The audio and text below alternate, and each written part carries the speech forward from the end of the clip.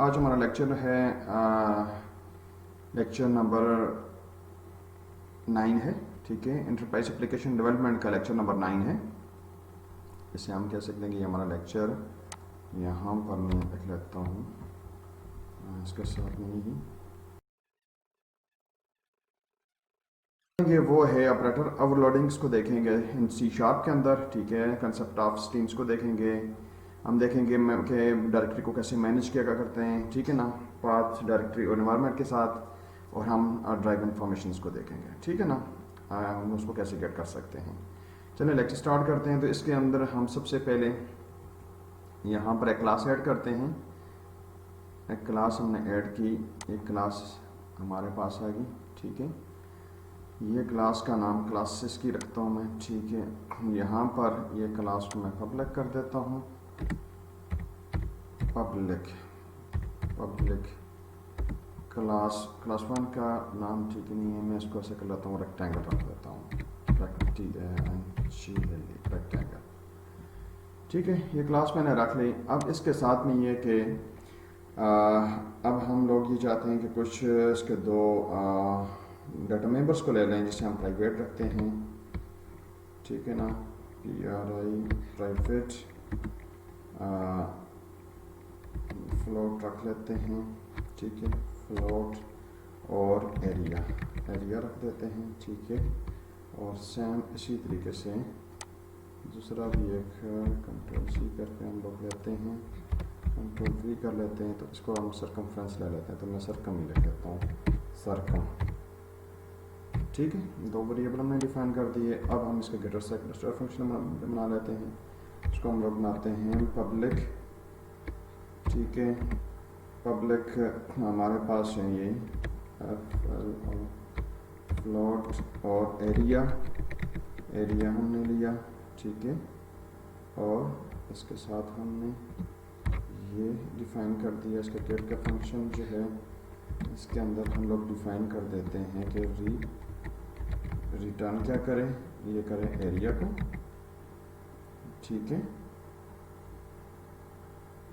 Return area को करें, और इसके बाद हम लोग क्या करते हैं, रिटर्न एरिया सेमीकोलन है। ठीक है, और इसी के साथ हम लोग क्या करते हैं, दूसरा सेटर फंक्शन इसका देखते हैं। सेटर फंक्शन के अंदर हम क्या करते हैं कि ये इसकी वैल्यू देते हैं कि area is equal to value. ठीक है, ये हमने इसको दे दी। सेम यही इन्वायरमेंट जो है वो हम लोग इसके साथ ले लेते हैं, दूसरी ऑप्शन के साथ ले लेते हैं यहाँ पर सरकमफ्रेंस के लिए। ठीक है, यहाँ पर हमने सिर्फ इसके अंदर चेंज करता हूँ, ये आ गया सरकम, सी कैपिटल सरकम। ठीक है, और यहाँ पर रिटर्न क्या करेगा, हमारे पास सरकम को करेगा, सरकम को करेगा, ये स्मॉल में है। और यहाँ पर कहते हैं कि सरकम को करेगा। ठीक है, ये हमने ले लिया। अब दो हमने गेटर सेटर फंक्शन भी इसके डिफाइन कर दिए। ठीक है, तो यहाँ तक तो हमारा ठीक है। अब हम क्या करते हैं कि इसी के साथ हम लोग एक फंक्शन सिंपल शो करते हैं पब्लिक के साथ, और रिटर्न टाइप उसकी वाइड होगी। ठीक है, हम उसको डिस्प का नाम दे देते हैं। ठीक है, अब इसके अंदर हम लोग क्या करते हैं कि इसके अंदर हम लोग क्या करते हैं कि इसको थोड़ा सा आगे कर लें। यहाँ पर ऐसा कर लेता हूँ, पब्लिक ये मेरे पास ही आ गया। अब इसके साथ मैं करता हूँ ये कंसोल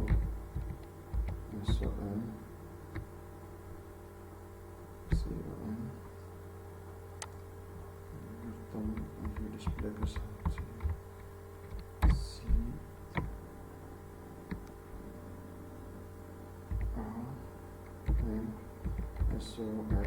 console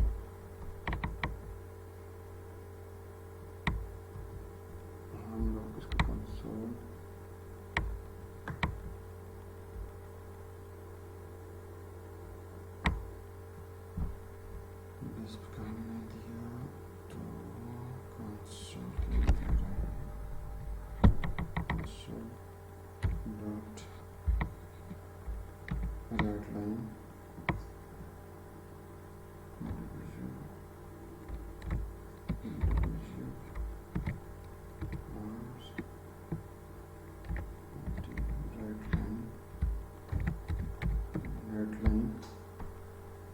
ठीक है, इसको हम लोग लिखते हैं console.outline और ये हमें वाइट, ठीक है,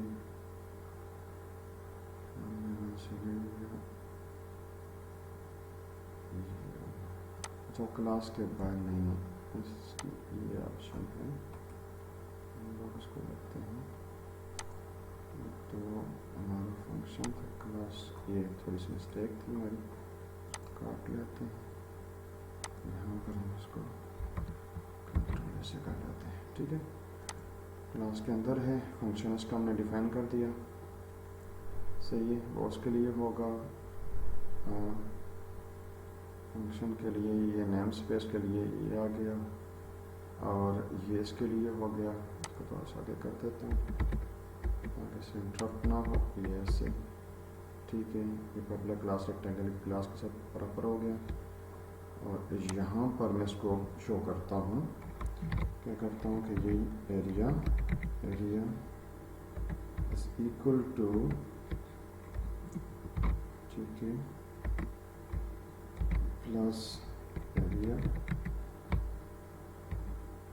प्लस, और यहाँ पर सर्कमफ्रेंस है, इसको स्पेस दे देता हूँ, सर्कम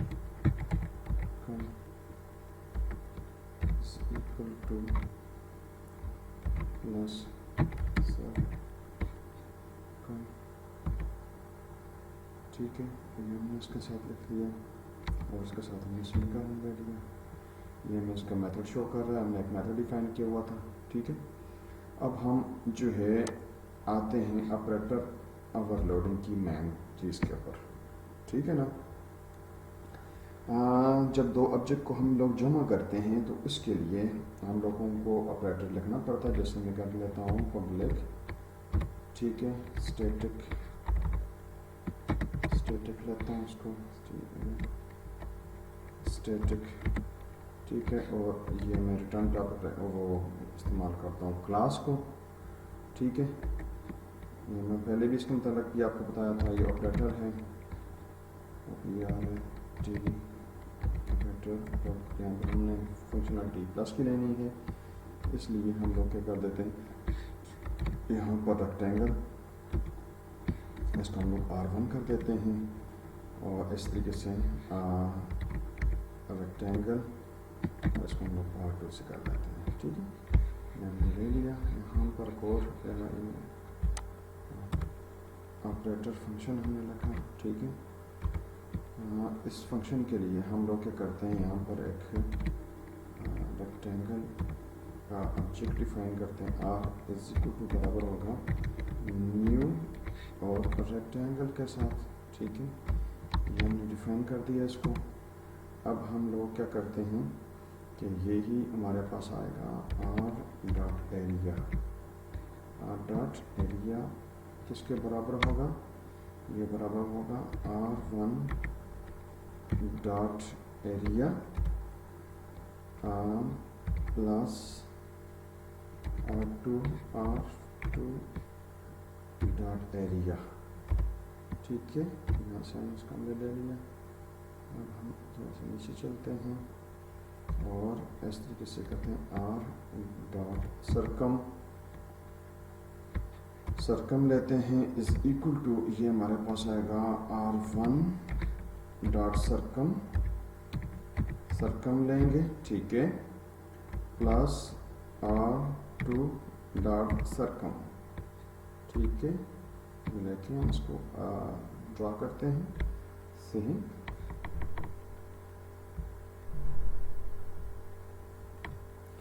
और हम लोग क्या कर देंगे, इसको रिटर्न कर देंगे, क्योंकि इसकी रिटर्न टाइप वो आ रही थी, हम लोग रिटर्न कर देंगे R को, ठीक है। R को हमने रिटर्न कर दिया, ठीक है ना। तो ये हमारे पास एक तरह का जो है वो समीकरण रहता था, इसलिए इसने शो किया, ठीक है।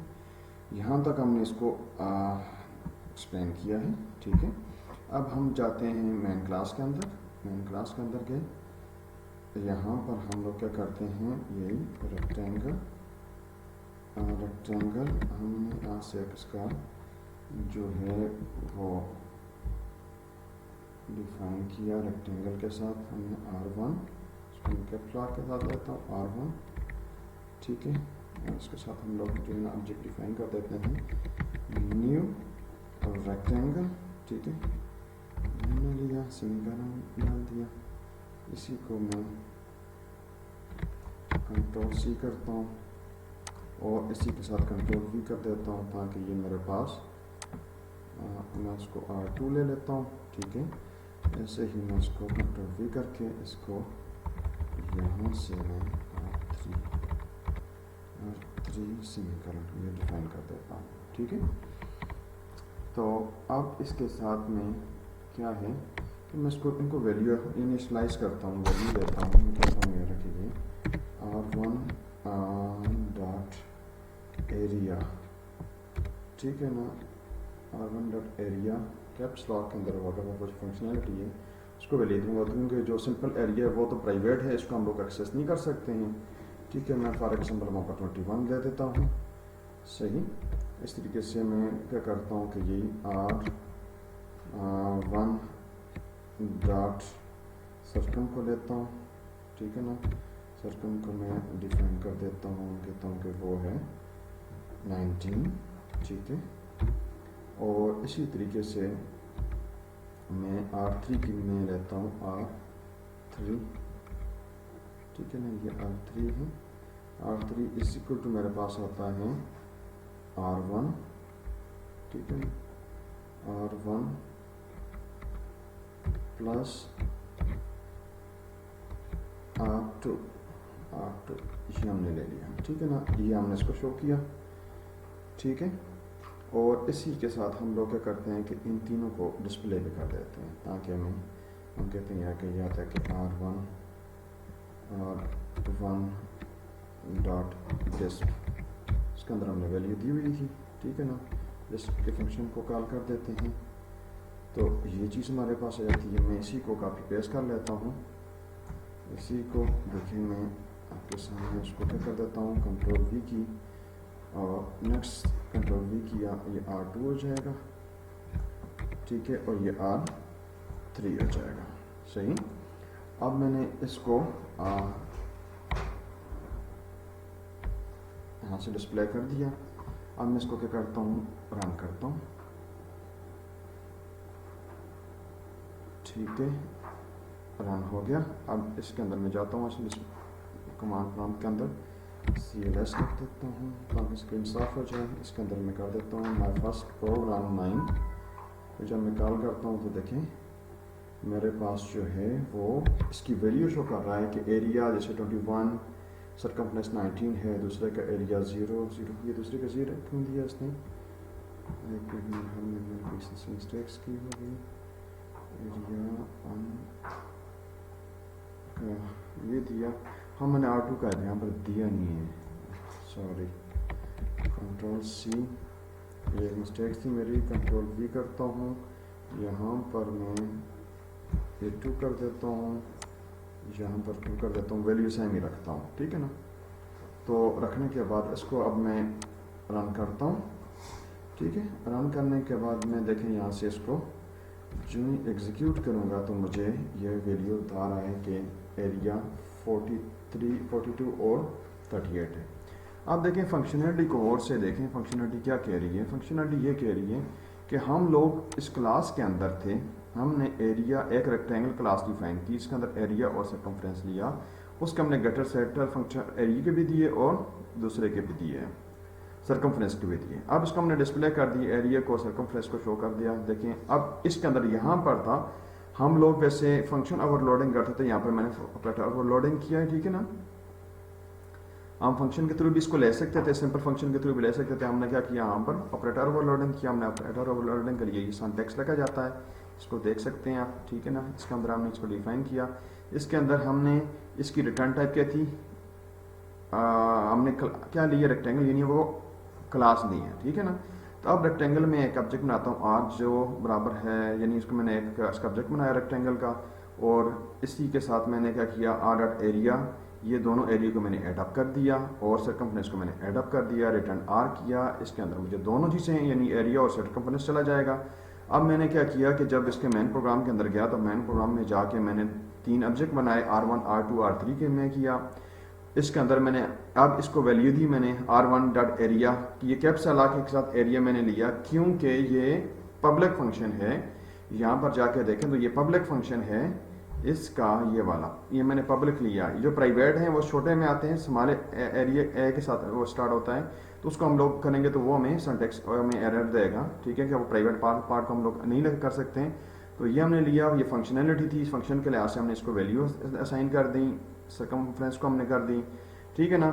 इस तरीके से यहाँ पर जब इन दोनों को ये जो कॉल किया, ये हमने स्टेटमेंट लिखी, तो क्या होगा कि ये जो है प्रोग्राम जो है वो डायरेक्ट किसके ऊपर जाएगा, वो जाएगा यहाँ पर, इस जगह पर आएगा, इस जगह पर आएगा, आने के बाद इसको कैलकुलेट करेगा, ठीक है ना। करने के बाद वो देखेगा कि ये जो चीज़ आ रही है इसको इस तरीके से कैलकुलेट करके फाइनली हमें रिजल्ट शो कर देगा, जिसको हम लोगों ने यहाँ पर देखा और इसको हमने डिस्प्ले किया, इसको किया और इसको किया। देखें ये जो हमें डिस्प्ले आता है ऊपर देखें तो इसके अंदर जो टॉप वाला जो मतलब R1 डिस्प्ले जो आता है, इसकी वैल्यू ये आती है एरिया 21 सर्कमफ्रेंस 21। उसके बाद R2 डिस्क की वैल्यू आती है एरिया 21 सर्कमफ्रेंस 19। इसी के R3 डॉट डिस्क की वैल्यू आती है एरिया 42 और सर्कमफ्रेंस 38, यानी इन दोनों को उसने जमा करके ये दिया है। तो ये हमारे पास क्या है, इसको ऑपरेटर ओवरलोडिंग का उसने यूज़ करके, यानी इस चीज़ को देखते हुए इसने इसको ओवरलोड किया और हमें रिजल्ट्स दिया है, ठीक है। अब इसको हम लोग थोड़ा सा और ब्रॉड स्पेक्ट्रम के अंदर देखते हैं कि वो इसको हम लोग क्या कुछ कर सकते हैं इसके साथ, ठीक है।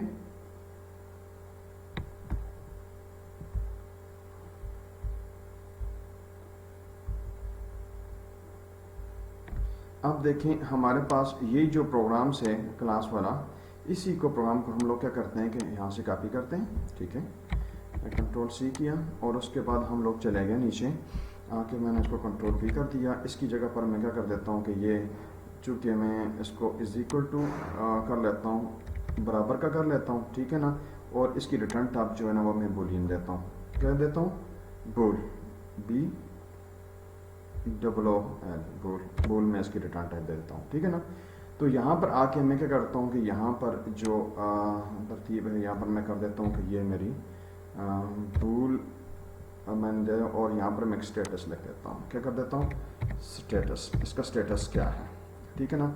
स्टेटस के अंदर मैं क्या कर देता हूँ, इस स्टेटस को मैं फॉल्स कर देता हूँ, क्या कर देता हूँ, स्टेटस को मैं फॉल्स कर देता हूँ, ठीक है। और इसके अंदर जाके मैं क्या करता हूँ, मैं ये चेक करना चाहता हूँ कि अगर मेरे पास, मैं यहाँ से इसको रिमूव कर देता हूँ, मैं कहता हूँ कि इफ़ जो है मेरे पास R1 जो है वो का एरिया जो है वो इज इक्वल टू दूसरे के एरिया के बराबर हो, ठीक है ना। और एंड, ठीक है।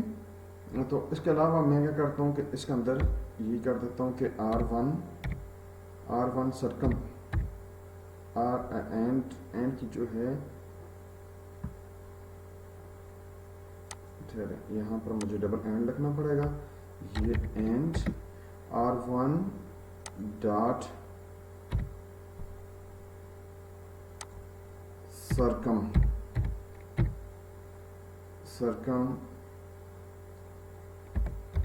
Is equal to R2, sorry यहाँ पर R1 का R2 डॉट सर्कम के बराबर है, ठीक है। अगर इसके बराबर है तो उस सूरत में क्या कर दो, उसके सूरत में ये कर दो, मैं इसको भी यहाँ से रिमूव कर देता हूँ। इसकी सूरत में मैं इससे फंक्शनलिटी लेना चाहता हूँ, मैं ये करता हूँ कि ये स्टेटस को क्या कर दे, स्टेटस को क्या कर दे, ट्रू कर दे, ठीक है ना। ये स्टेटस को ट्रू कर देगा, सही है।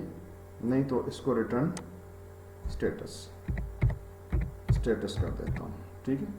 अब मैंने ये चीज़ें यहाँ पर मैं सेमीकोलन डाल देता हूँ, ये जो लोग मेरी मिस्टेक्स ये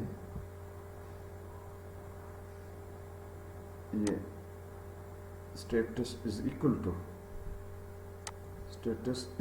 टू ट्रू कर देता हूँ, ठीक है। अब मेरी ये पास ख़त्म हो गया, ठीक है, नाइस, अब सही चल रहा है। अब इसके अंदर मैं क्या करता हूँ यहाँ तक तो मेरा ठीक चल रहा था। अब इसके अंदर मैं जाता हूँ, प्रोग्राम फाइल के अंदर जाता हूँ और वहाँ पर मैं थोड़ा सा इसको और देखता हूँ मुझे क्या करना है। तो इसके अंदर जो है हम लोग क्या करते हैं कि ये डिफाइन कर दिया इसको, ठीक है। हाँ, यहाँ से हमने तो ये चीज़ें कर दी। अब मैं इसको कर देता हूँ, मज़ीद थोड़ा सा करने के लिए मैं कर देता हूँ कि इफ़ मेरे पास जो आ रहा है इफ़ मेरे पास जो आ रहा है यानी कि R1 का R1 डॉट एरिया, ठीक है ना, एरिया जो है वो अगर बराबर है किसके, R2 के डॉट एरिया ठीक है,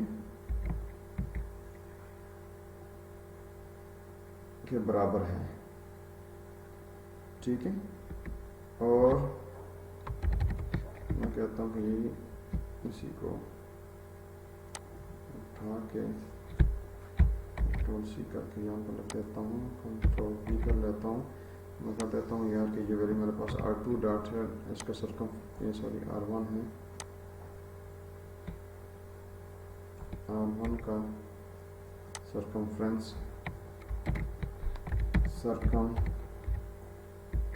सरकम्स जो आ रहा है वो इसके सरकम से ये कैप्सूल के साथ होगा, सरकम के बराबर आता है, ठीक है ना। तो उस सूरत में यहाँ पर लिख दो, डिसीजन मेकिंग से लेता हूँ, क्या करता हूँ इसके अंदर मैं लिख देता हूँ कि console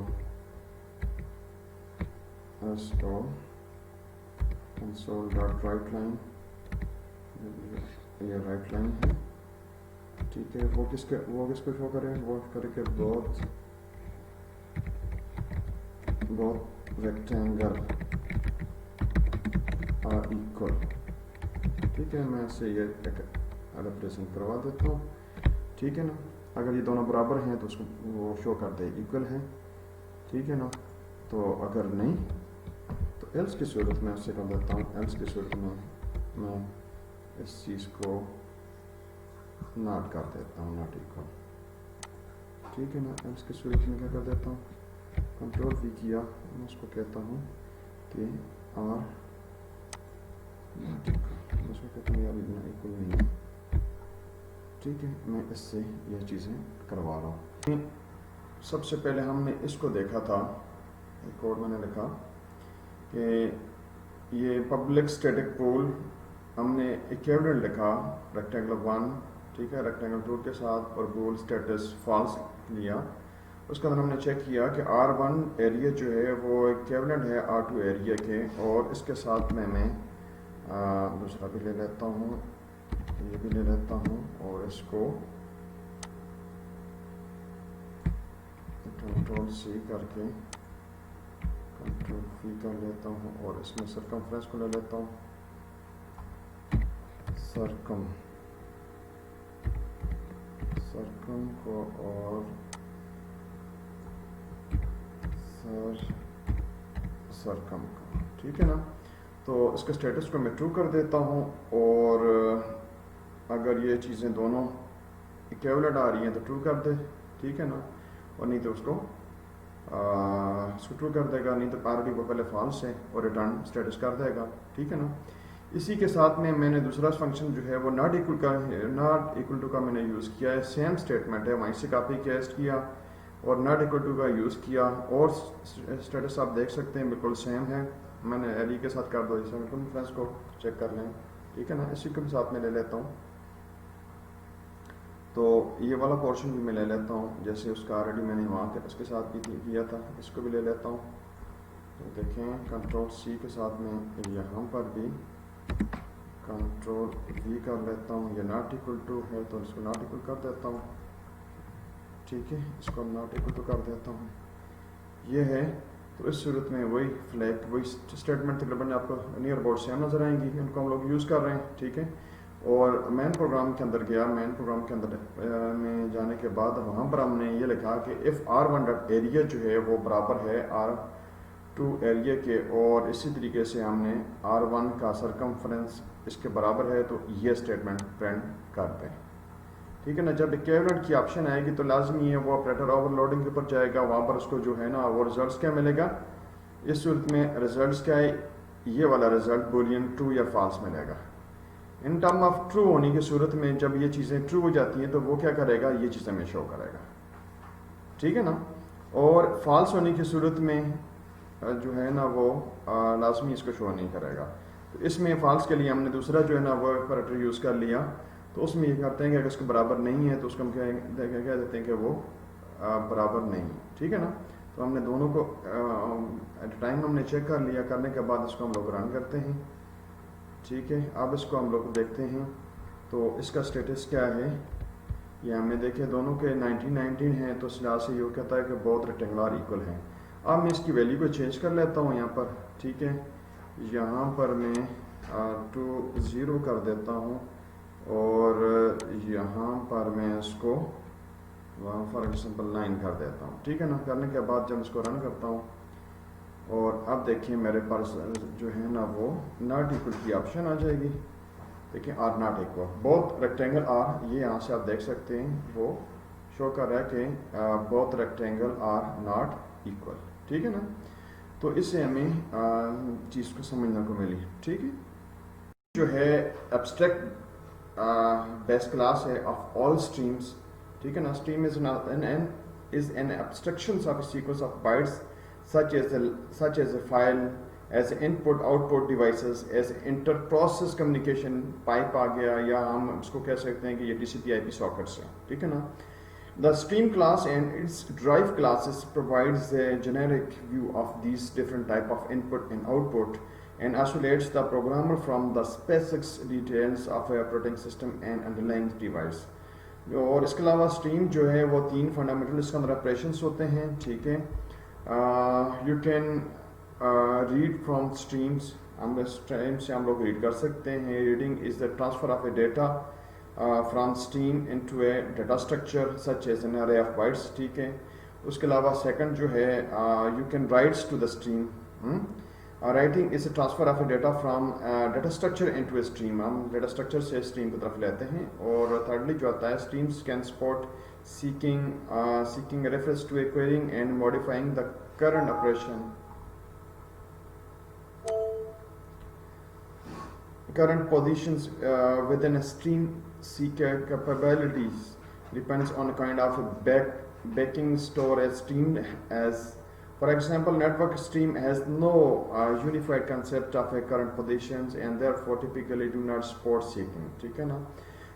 Some of these more commonly used stream that inherit from streams are file stream आएगी, memory stream आएगी, IO stream आपके पास आती है। ठीक है ना। इसको हम लोग पढ़ते हैं। ठीक है। थोड़ा सा इसके प्रैक्टिकल पॉइंट ऑफ व्यू में देखता हूँ। ठीक है।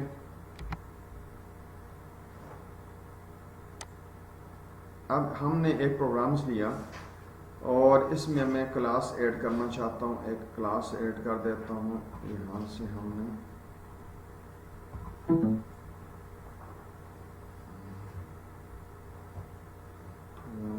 क्लास ऐड की।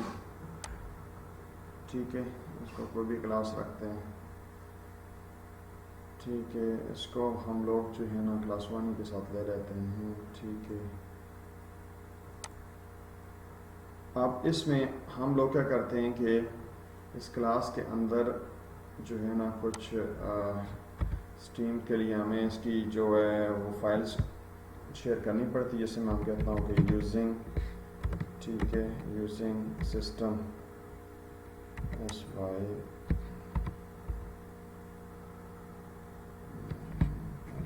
इसको करता हूँ ऊपर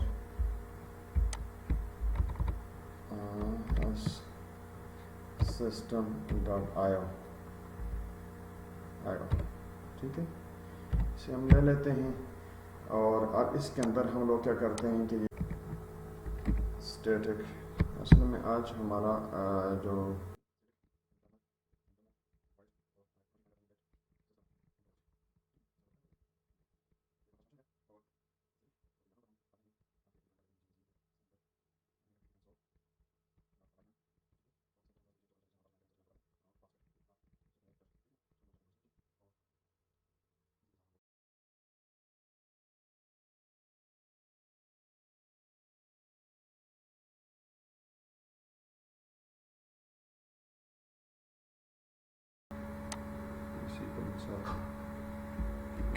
करवा दूँ। ठीक है, दोबारा इसको कॉपी कर लेता हूँ।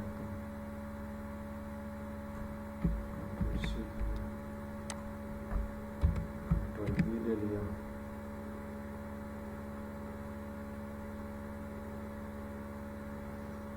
ठीक है, एनवायरनमेंट के साथ जो है वो मैं सिस्टम डायरेक्टरी आवाज वर्जन में रहता हूँ इसका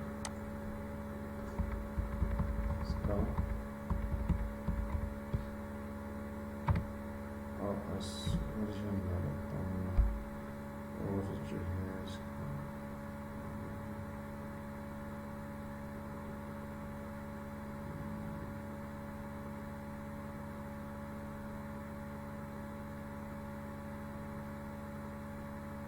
प्रोसेसर काउंट कर लेता हूँ। मैं आवाज वर्जन में प्रोसेसर काउंट को ले लेता हूँ। ठीक है,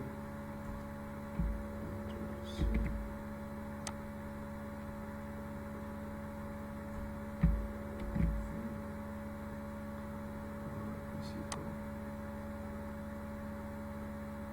कॉपी कर लेता हूँ।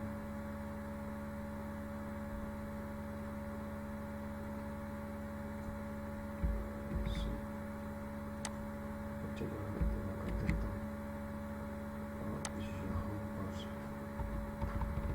जगह बनी हुई थी तो मैं उसका फ़ायदा उठा लें। तो वॉइस वर्जन मैंने नीचे क्यों लिया था, वॉइस वर्जन लिया था, प्रोसेसर काउंट लिया था, तो इसको वॉइस वर्जन ले लेता हूँ। ठीक है ना, ये चीज़ें मैं इसका कर लेता हूँ।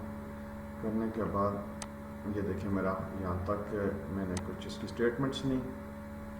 ठीक है, पाथ के वेरिएबल लिए मैंने, उसके अलावा मैंने डायरेक्टरी का लिए और मैंने एनवायरनमेंट के लिए 3 लिए। ठीक है ना, इसके साथ मतलब मैंने इस चीज़ें शो की, इसको एक्सप्लेन भी करता हूँ।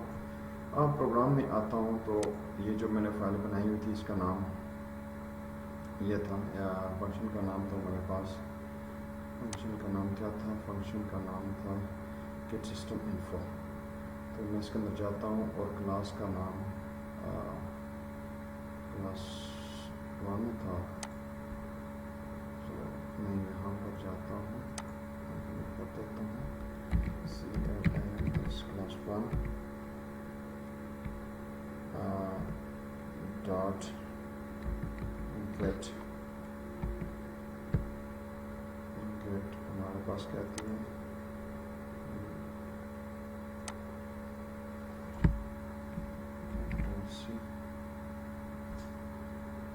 ठीक है, इसी को देता हूँ, कंट्रोल भी कर लेता हूँ। ठीक है, समीकरण कहती है क्लास 1 इसको चलेगा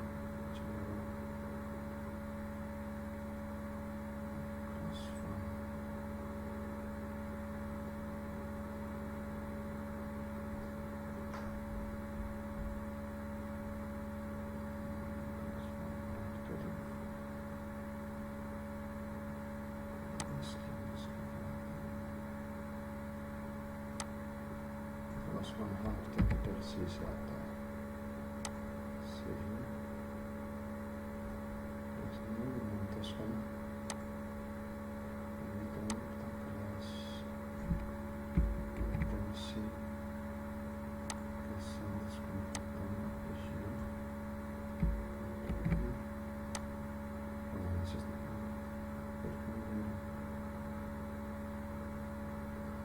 क्लास 1 डॉट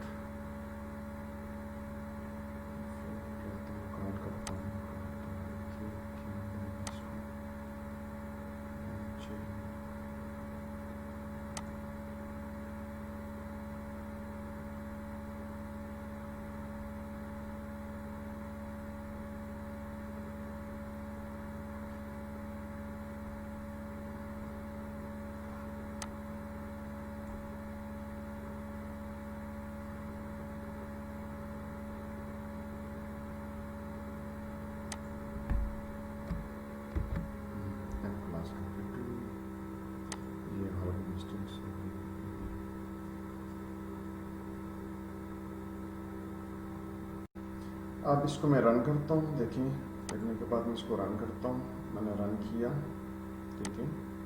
अब देखें ये मेरे पास इसका जो रिजल्ट था, आप देख सकते हैं इसको, ठीक है। नीट एंड क्लीन है, इस इन्वायरमेंट के अंदर है।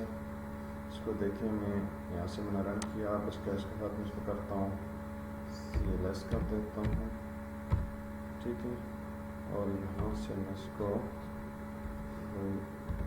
जब रन करता हूँ तो ये देखें मेरे पास ये वैल्यूज़ आ रही है, ठीक है।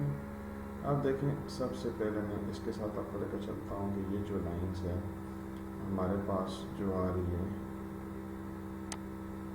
इसे आप देख सकते हैं कि जब मैंने इसको रन किया तो इसमें पाथ सेपरेटर जो है ना, ये सेमीकोलन से शो होता है, यानी यहाँ पर मैंने पाथ सेपरेटर जो शो किया तो उसको उसने किसके साथ टर्मिनेट किया, यानी पाथ कहाँ से टर्मिनेट होगा, इसके साथ सेमीकोलन के साथ होगा, ठीक है ना। अब जो दूसरा आता है उसके लिए हम लोग जो यूज़ करते हैं करंट डायरेक्टरी सेपरेटर जो है ना, ये डायरेक्टरी हम कहते हैं डायरेक्टरी सेपरेटर, करेक्टर कौन सा सामान होता है वो ये बैक स्लैश है, ठीक है। और इसके अलावा देखें हमारे पास नेक्स्ट आता है, हम कहते हैं कि गेट टेम्परेरी पाथ जो है ना, उसके लिए टेम्परेरी पाथ के लिए जो है ना वो इस्तेमाल हुआ ये c:/user/ectel/appdata/local/temp, ठीक है ना, इस तरीके से शो कर रहा है। अब इसको मज़ीद थोड़ा सा देखें तो ये हमारे पास गेट करंट डायरेक्टरी की जो शो कर रहा है वो भी एग्जैक्ट जो है ना वो इसी तरीके से करंट डायरेक्टरी को ऊपर से मैं ले लेता हूँ, करंट डायरेक्टरी को यहाँ से मैं कर लेता हूँ, ये करंट डायरेक्टरी को उसके साथ ये लिया nmf2, ठीक है, जहाँ पर मेरा जो फाइल पड़ी है ना उसकी करंट डायरेक्टरी काम में पड़ी है पेन, और ये डीबग के बाद जो है ना ये कमांड्स आपके पास आती है, ठीक है ना, तो ये करंट डायरेक्टरी की शो करती है। उसके अलावा जो है वो करंट डायरेक्टरी के बाद सिस्टम डायरेक्टरी आती है, ठीक है ना, यहाँ ये सिस्टम डायरेक्टरी आपको सामने नज़र आएगी, तो ये शो कर रही है c:/window/win32, ठीक है। और उसके बाद जो है ना उसका वर्जन क्या है वो शो करता है Microsoft window NT 6.1.7601 service pack 1, ठीक है। उसके बाद जो है ना ये प्रोसेसर काउंट पता कहते हैं, प्रोसेस क्या काम कर रहे हैं, तो उसमें तलब बता रहा है कि ये 4 प्रोसेसर यहाँ पर काम कर रहे हैं, ठीक है ना। ये हमारा लेक्चर था, इसके मुताल्लिक़ हम लोगों ने ये जो स्ट्रीम्स थी इनको हम लोगों ने यूज़ किया था, ठीक है ना। इनके साथ में हम लोगों ने जो है वो उसको देखा, डायरेक्टरी को देखा, पाथ को देखा, ठीक है। ये हमारे पास हम लोगों ने जो है ना यहाँ पर इन्वॉल्व के साथ देखे ना, हमने पाथ के साथ जो है ना ये यूज़ किए, ठीक है ना, 3 ऑप्शन जो है वो पाथ के साथ हमने यूज़ की, और डायरेक्टरी के साथ एक हमने यूज़ की, इसके अलावा एनवायरनमेंट के साथ हमने 3 को यूज़ किया, और उसके बाद इनका रिजल्ट देखा कैसे डिस्प्ले होते हैं। उम्मीद करता हूँ आपको समझ आएगा, शुक्रिया।